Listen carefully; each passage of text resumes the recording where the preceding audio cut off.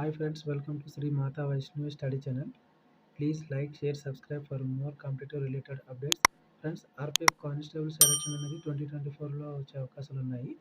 ఇందులో టోటల్ మనకి 2000 పోస్టులు అనేవి వచ్చే అవకాశాలు ఉన్నాయి ఫ్రెండ్స్. ఇందులో కానిస్టేబుల్ సెలక్షన్ ప్రాసెస్ ఎలా ఉంటుందంటే ఇందులో 3 స్టేజెస్గా కానిస్టేబుల్ సెలక్షన్ ప్రాసెస్ అనేది ఉంటుంది. ఫస్ట్లో కంప్యూటర్ బేస్డ్ ఎగ్జామినేషన్ టెస్ట్ ఉంటుంది. ఇందులో టోటల్లీ మనకి 120 క్వశ్చన్స్ ఉంటాయి. 120 మార్క్స్కి ఎగ్జామ్ అనేది. ఈచ్ క్వశ్చన్ క్యారీస్ 1 మార్క్ అనమాట. ఇది 90 మినిట్స్‌కి టైమ్ డ్యూరేషన్ అనేది 90 మినిట్స్ ఉండే అవకాశం ఉంటుంది. ఇందులో నెగెటివ్ మార్క్స్ కూడా 1/3 మార్క్స్ నెగెటివ్ మార్క్స్ ఉన్నాయి ఫ్రెండ్స్.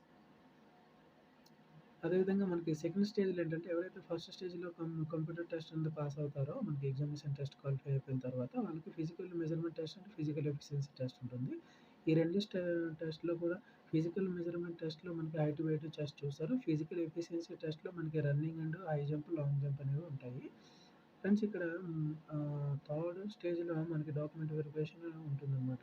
Okay friends. ఎవరైతే యాస్పిరెంట్స్ ఆర్‌పిఎఫ్ కానిస్టేబుల్‌గా జాబ్ చేయాలనుకుంటున్నారో మీరు ప్రిపరేషన్ స్టార్ట్ చేయండి. ఎందుకంటే 2024లో వచ్చే అవకాశాలు ఉన్నాయి. ఓకేనా ఫ్రెండ్స్.